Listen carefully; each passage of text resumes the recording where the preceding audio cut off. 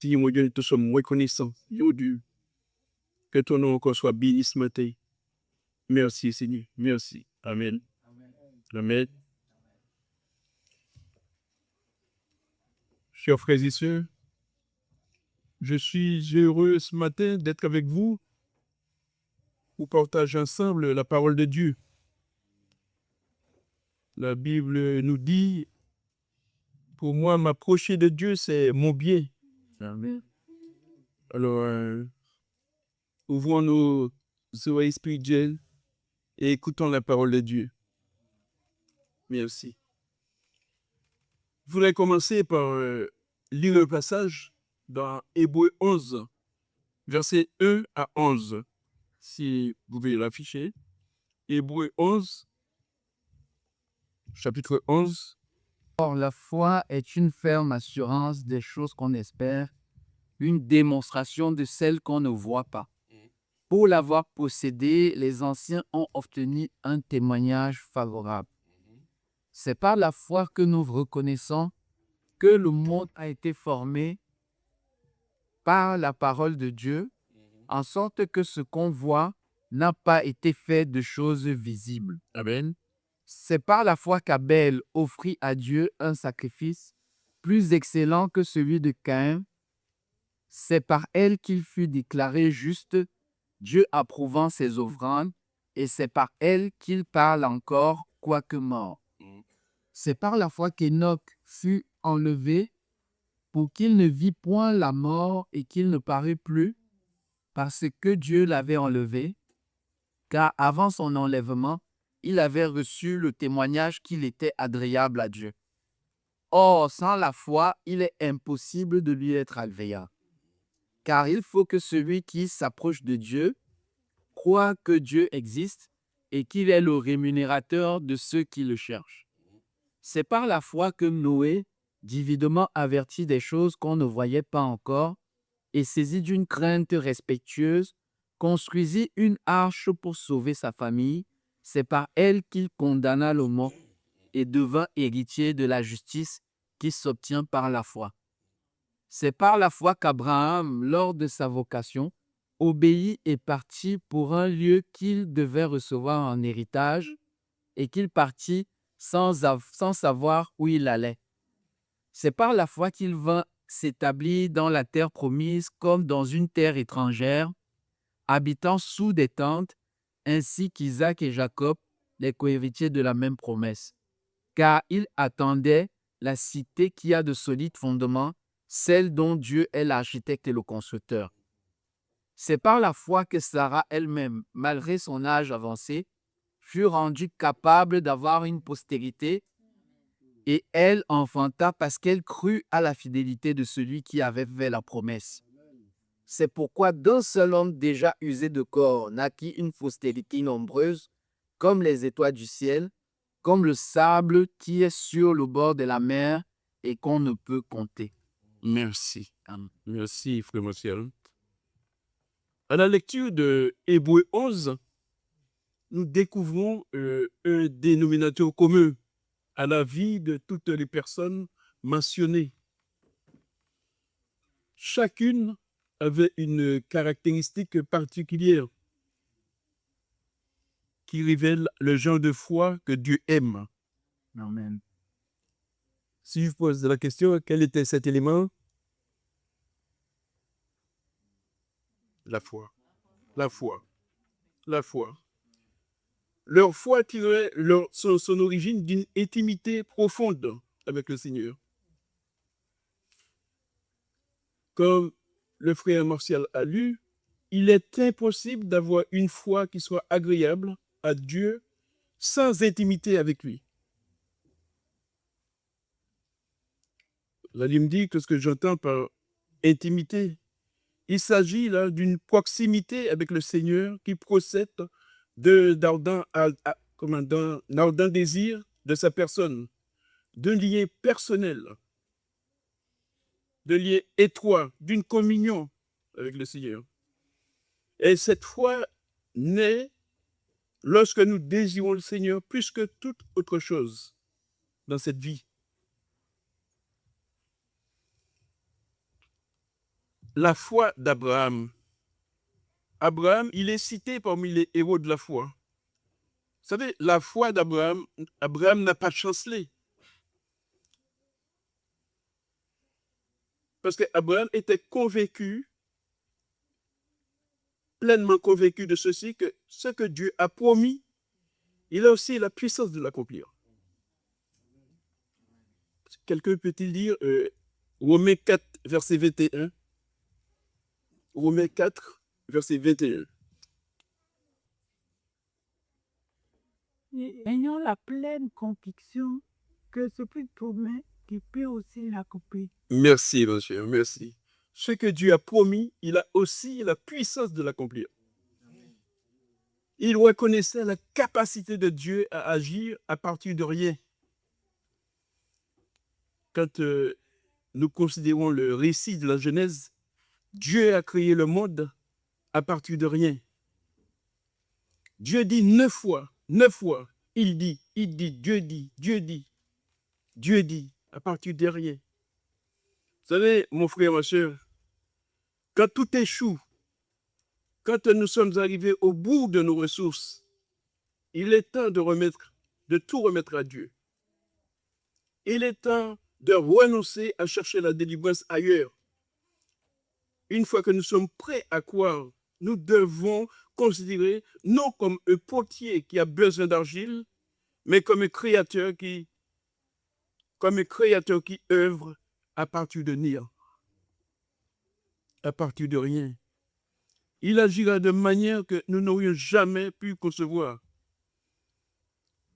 À quel point le Seigneur est-il sérieux lorsqu'il nous demande de croire en lui quand nous sommes confrontés à des impossibilités? Nous avons l'histoire de Zacharie. Nous découvrons l'histoire de Zacharie, le père de Jean-Baptiste.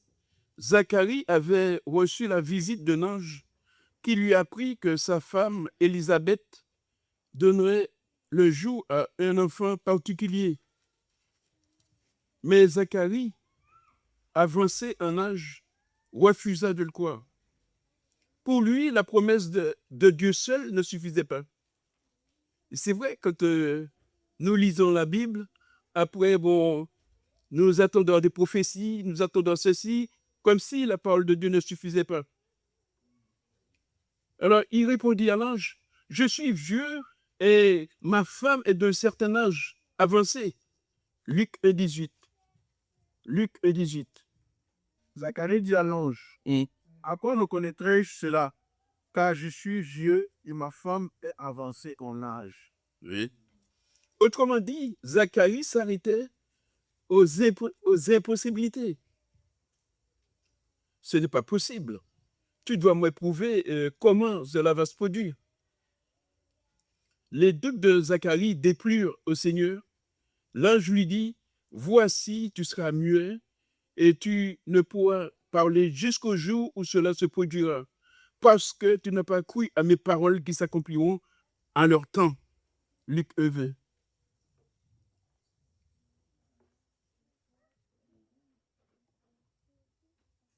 Luc 1, oui. Vas-y. Et voici, tu seras muet et tu ne pourras parler jusqu'au jour où ces choses arriveront. Parce que tu n'as pas cru à mes paroles qui s'accompliront en leur temps. Amen. Amen. Le message est clair. Le message est clair. Dieu attend que nous croyions lorsqu'il parle, tout simplement. Amen. Je vais peut-être pas bien entendu. Dieu attend que nous le croyions lorsqu'il parle. Amen.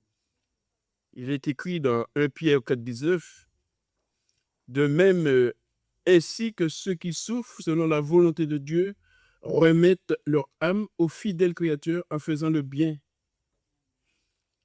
Mon frère et ma soeur, faisons entièrement confiance à Dieu et à ses promesses. Faisons entièrement confiance à Dieu et à ses promesses. Je sais de quoi je parle. Comment faire face aux impossibilités? Romains 4, 19 nous dit, Romains 4, 19 nous dit, Romains 4, 19 nous dit quelque chose d'intéressant. Romains 4, 19.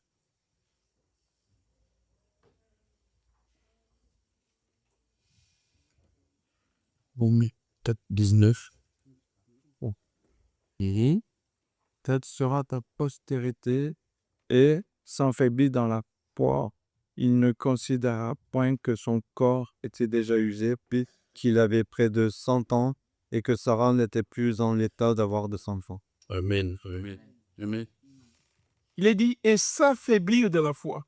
S'affaiblir dans la foi. Il ne considéra pas le corps mourant, puisqu'il avait près de 100 ans, et le sein maternel de Sarah était déjà atteint par la mort. L'essence véritable de la foi se fonde sur ce verset. Dieu venait de promettre à Abraham la naissance de fils qui serait le père de nombreuses nations. Fait remarquable, Abraham ne vacillait pas à l'ouïe de cette promesse. C'est-à-dire, quand il a entendu cette promesse, il ne douta pas, alors qu'il avait depuis longtemps passé l'âge. Depuis longtemps passé l'âge d'engendrer d'enfants. Bien au contraire, en entendant cette parole, Abraham ne considéra pas son corps presque mourant, ni le sein maternel de Sarah déjà atteint par la mort. Vous savez, mon frère, ma soeur, pour l'intelligence naturelle, l'accomplissement de la promesse était impossible. Comment quelqu'un de 100 ans, l'autre qu'après 19 ans, peut...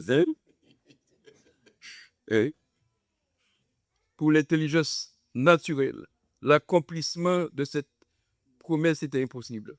Mais Abraham ne s'attarda pas sur une telle possibilité. Il ne réfléchit pas à la manière dont Dieu tiendrait sa promesse. Voici la réalité. Lorsque Dieu agit pour produire une foi éprouvée et plus précieuse que l'or, il commence par énoncer ce qu'on appelle une sentence de mort sur toutes les ressources humaines, sur tout ce qu'on peut s'appuyer. Il énonce une sentence de mort sur toutes les ressources humaines. Il ferme la porte à tout raisonnement humain. Il contourne tout moyen de délivrance rationnelle, c'est-à-dire qui relève de la raison.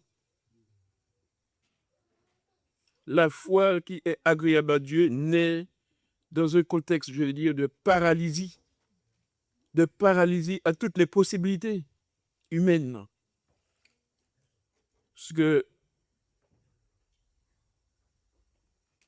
dans un contexte où les plans forgés par l'homme prospèrent dans un premier temps, mais meurent par la suite.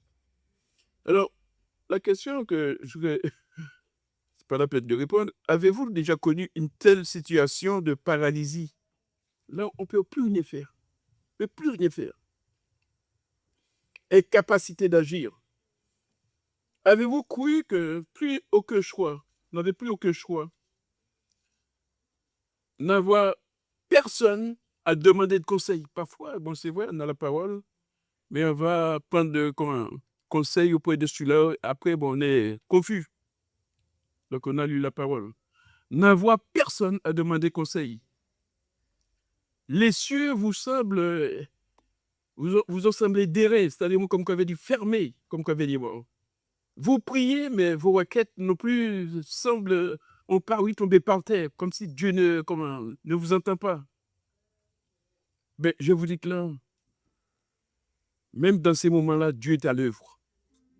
Son esprit agit pour que vous cessiez de considérer les impossibilités, de considérer les solutions et les moyens humains, d'imaginer vos propres solutions pour sortir de cette situation.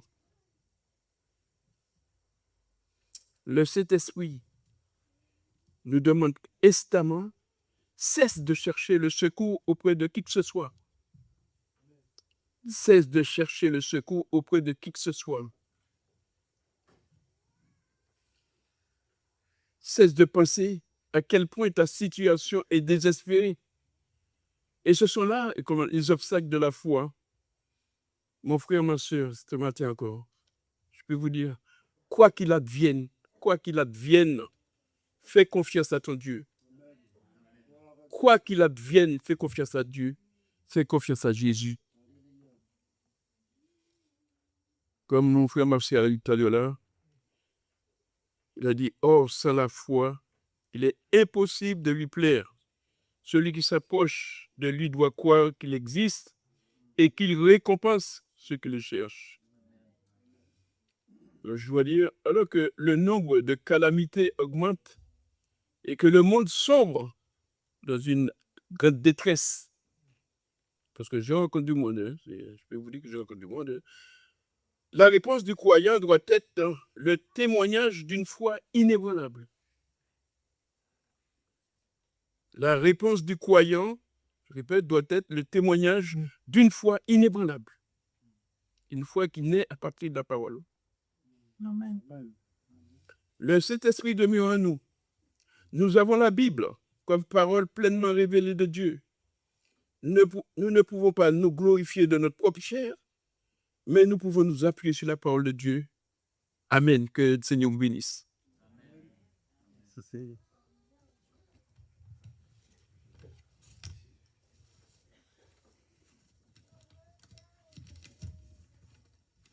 Dessus. Yes.